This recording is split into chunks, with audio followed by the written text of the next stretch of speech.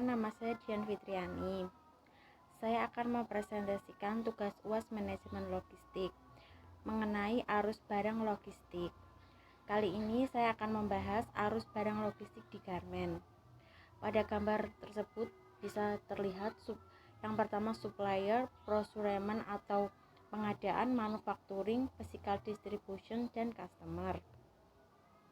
Arus barang logistik di garmen. Gambar di atas merupakan proses mengkoordinasi semua kegiatan yang terlibat dalam proses produksi hingga sampai ke tangan konsumen secara lengkap. Dari gambar tersebut dapat dijelaskan kegiatan apa saja di dalam proses arus barang logistik di perusahaan garmen. Yang pertama, supplier. Perusahaan garmen biasanya memperoleh bahan baku dari pemasok. Bahan baku utama biasanya kain, benang, kancing, main label, sales label, vendor, plastik untuk pengemasan hingga kardus untuk packing. Setelah bahan baku dapat diterima pada gudang, bahan baku kemudian masuk pada tahap berikutnya, yaitu tahap produksi. Yang kedua, procurement atau pengadaan. Procurement adalah sebuah proses di mana perusahaan menyediakan sumber daya tertentu untuk bisnis mereka. Terkadang guna mencapai hal tersebut, perusahaan harus bekerja sama dengan pihak supplier atau vendor yang berkualitas. Biasanya sebelum adanya proses pengadaan harus melalui PPMC. Bila PPMC disetujui, maka akan diorderkan. Selanjutnya adalah manufaktur atau produksi. Pada tahap ini, setelah bahan baku tersedia, maka manajer produksi akan mengatur proses penjadwalan pembuatan bahan baku menjadi barang yang siap pakai. Departemen manufaktur dibagi menjadi 4 bagian, yaitu cutting, sewing, finishing, packing, dan warehouse. Biasanya sebelum sampai ke cutting, akan terlebih dahulu ke PPMC.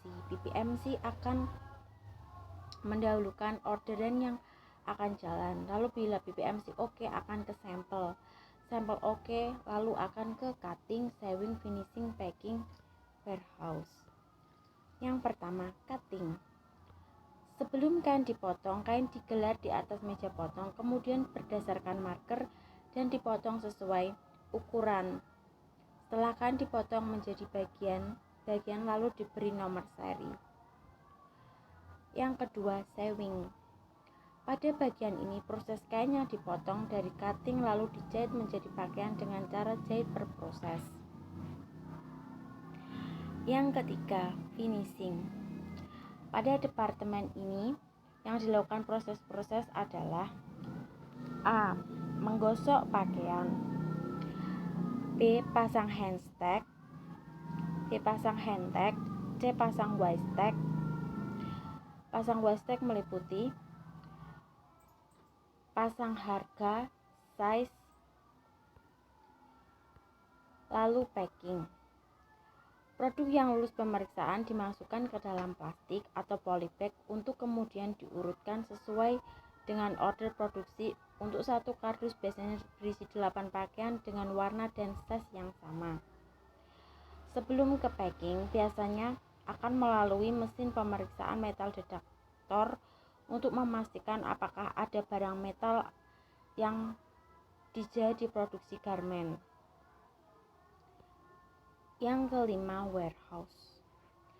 Warehouse atau yang biasa disebut dengan gudang merupakan tempat penyimpanan barang sementara setelah barang selesai diproduksi pada tahap manufaktur, kemudian dipindahkan ke gudang. Aktivitas penyimpanan barang di gudang yaitu penerimaan barang dari manufaktur produksi, penyimpanan, kemudian pengeluaran barang.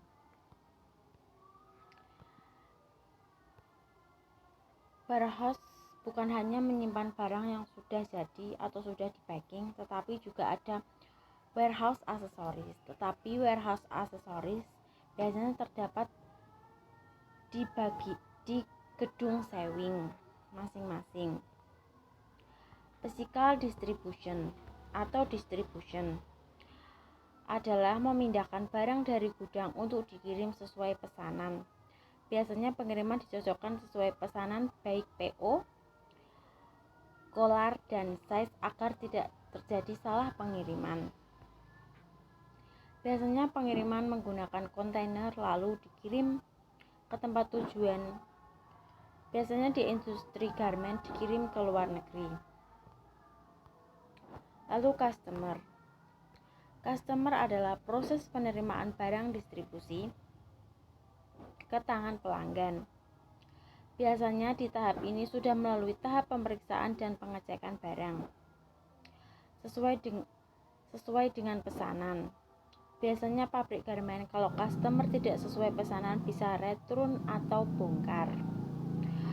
Biasanya bongkar barang yang sudah dikirim karena ada metal atau potong benang kurang rapi atau mepet. Biasanya kalau customer sudah deal maka akan terjadi pembayaran. Terima kasih dari saya.